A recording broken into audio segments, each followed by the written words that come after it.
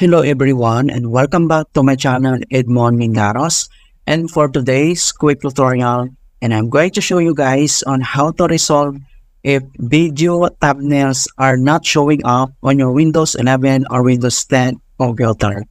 And without further ado, and let's go ahead.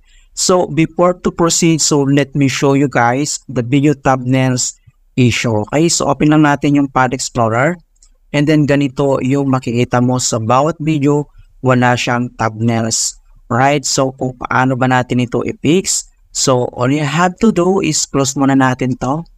And dito lang sa search menu, click mo lang yan. And then search mo lang dito yung File Explorer. And then open lang natin.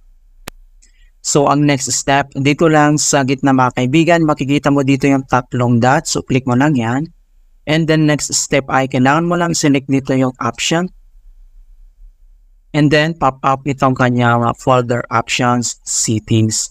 So ang next step, so dito lang sa taas makikita mo dito yung general and then yung view.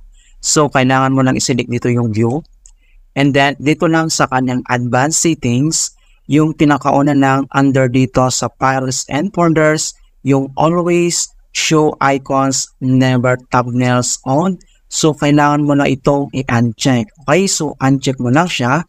And then, click mo lang dito yung apply. And then, click mo lang dito yung okay. And then, next step ay, open lang natin yung ating video mga kaibigan. So, open natin. Ayan. So, makikita mo na dito na nag-show up na yung kanyang thumbnails. And other solution na pwede natin gawin. So, close lang natin yan. So, dito lang ulit sa search menu, click mo lang yan. And then, kailangan mo lang i-search dito yung View Advanced System Settings. Okay? So, click mo lang to open.